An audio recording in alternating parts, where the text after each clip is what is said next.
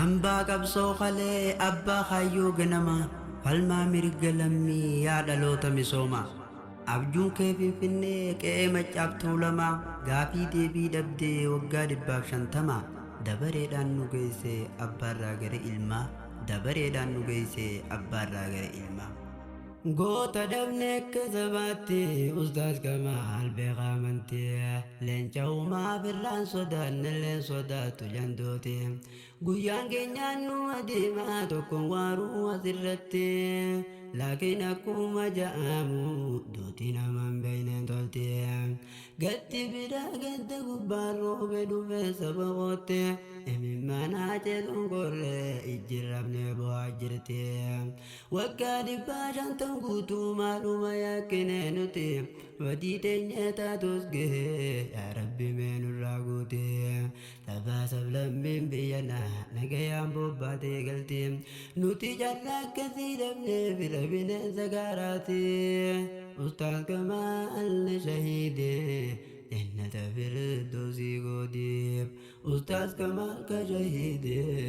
jannata firdawsii godheef orjiin qabsoo duris baalee waaqoo guutuu abakaalee ustaas Kamaal irraa dhaalee galmaan gayuuf hedduu yaalee jiruu jireenya wallaalee kilaash fudhatee utaalee bilisummaan lafaa lafee eeysa jirti qawwee malee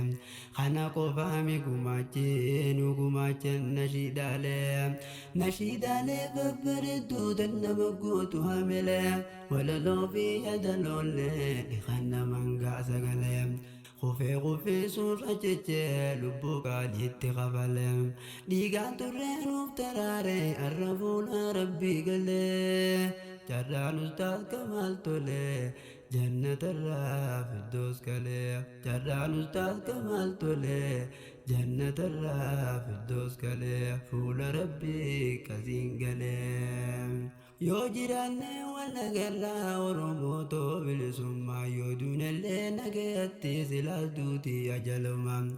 wanni nammoo sinii dhaabu wani oomullee tokkummaa jechaa ture ustaas Kamaal yaa lafee gabroomte oromummaaf garuu macaapenaa yaa'uu bilisummaa maleen taa'uu walabummaa nama akkanaa jabaa dhabnee jallisuun keenya baasumaa gariinni beeyna duraanuu hin jaalatu bar muslimaa ustaas Kamaal sabboonaadha digrii qabammaa sheekummaa tanaaf duuduu fi dafii waaqeffattoonni gungumaa bakka akka eenyu jeese wallaahi kan beeku rabbumaa dhugaan isaanuuf hin galle shirri duriif sharri himaa dhugaan isaanii nuuf hin galle shirri duriif sharri himaa dho'isanillee waan dhokotu goonni Oromoo yaa ummata dho'isitullee siin dhokotu ustaas Kamaal ni jiraata tokko yemnus gumni kaza harme Oromoo irraan dhalata warri qabsoo sababuuree isinimi muslimtoota falmadhaa kanjuu quraana qalama mootii mootota waan dur dabreetiin dagannee sirna dhiittaa naftanyoota 18 irraa eegallee ijibbaata har'a geenye gallee rabnee birraa kaasuuf gabroonfataa asa hedduutti qaballee dhiiga lafee hayyuu goota asa hedduurra qaballee dhiiga lafee hayyuu goota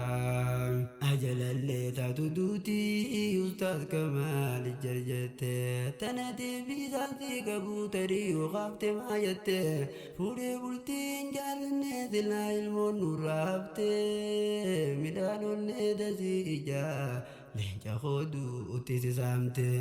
midhaan onnee dasii ijaa leenca hoduu uttisi saamte loynaa miti jagnaa kamnuu baase turre bishaanii midhiigaan qabsoo kan bu'uure yaadhiittaa habashaa naftanya baay'irree sillaasee fi dargii tifeen labsan Tigree sabni keenya kuwaa hedduu keessa dabree godaannisa seenaa qalloo hin magarree aanoolee jalankoo kunoo jaanagarree tunnu baara yaamii artitoota baay'ee kan sabaaf sagalee ta'ee diina iyyee dhageessii fi nimaa tokko abdi qophee eebbisaa addunyaa Mustafaa Harawee. Abubakar Muusaa gaaziteessaa ture waraabeessa nyaate dargijjeessa qawween. Akkos maayyoo Muusaa sabboonaa buufaree daadhii gaalaan qeyroo yoom garaan nu fayyee. Haacaaluu hundi isaa qamalee borbaayyee gootowwan sababeetiif uffate biyyee.